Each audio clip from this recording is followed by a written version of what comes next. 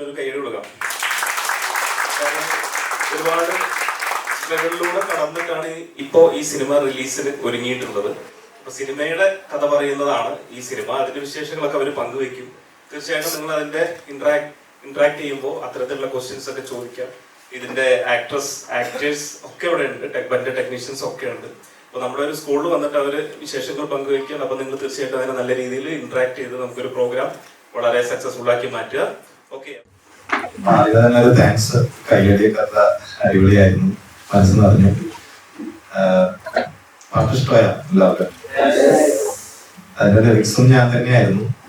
അപ്പൊ അവിടെ ഒന്ന് ഓർക്കായിരുന്നു, പണ്ട് ഒരു +1+2 പഠിക്കുന്ന സമയത്ത് എന്റെ ആഗ്രഹം ഒരു ലിറിക്സിസ്റ്റ് ആവണമെന്നായിരുന്നു.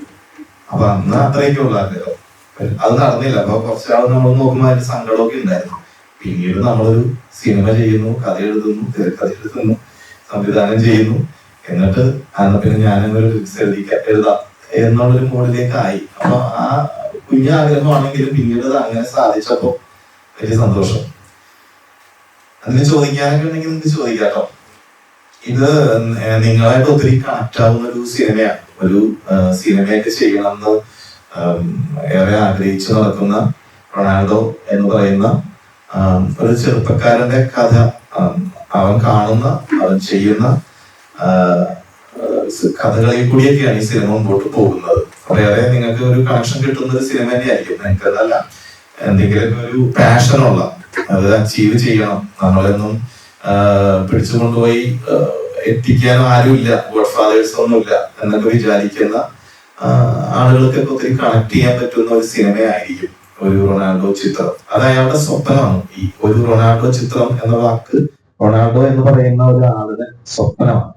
അപ്പൊ എങ്ങനെയാണത് അയാൾ അതിനെ നേരിടുന്നത്, ഏതൊക്കെ സ്ട്രഗിളിൽ കൂടിയാണ് അയാൾ കടന്നു പോകുന്നത്, ആരൊക്കെയാണ് അയാളുടെ കൂടെ ഉള്ളത്, ആരൊക്കെയാണ് കൂടെ ഉണ്ടായിട്ടും കൂടെ നിൽക്കാത്തത് എന്നങ്ങനെയുള്ള കുറെ എലമെന്റ്സിൽ കൂടിയാണ് സിനിമ വികസിക്കുന്നത്. അപ്പൊ എല്ലാവർക്കും കണക്ട് ആവുന്ന ഒരു സിനിമയായിരിക്കും. അതനുസരിച്ചുള്ള ഒരു ഇന്ററാക്ഷൻ നമുക്ക് പ്രതീക്ഷിക്കാം, അല്ലെ?